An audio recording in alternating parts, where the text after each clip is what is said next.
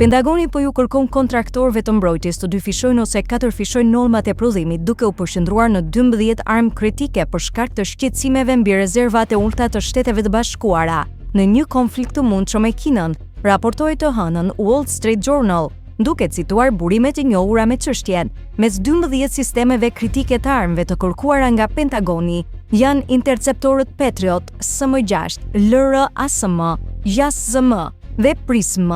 Sipas raporteve, Pentagoni ka frikë se rezervat aktuale do të jenë të pamjaftueshme në rast të një konflikti të zgjatur në Indo-Paqësor. Raketat si SM-6 dhe interceptorët Patriot kërkojnë më shumë se 2 vjet për të prodhuar, çka edhe ka krijuar shqetësime në lidhje me afatet kohore të rimbushjes së rezervave.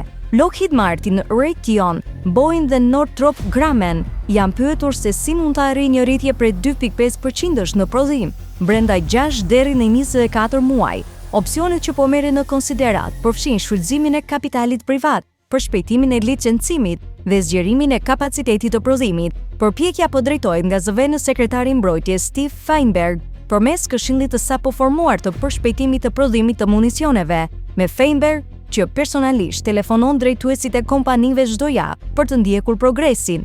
Furnizuesit e mbrojtjes tashmë po shtojnë fuqinë punëtore dhe po zgjerojnë fabrikat për të përmbushur kërkesat e Pentagonit. Megjithatë, ekspertët paralajmërojnë se përshkallëzimi i prodhimit në një ritëm kaq të shpejtë do të jetë sfidues, duke pasur parasysh kompleksitetin e zinxhirëve të furnizimit.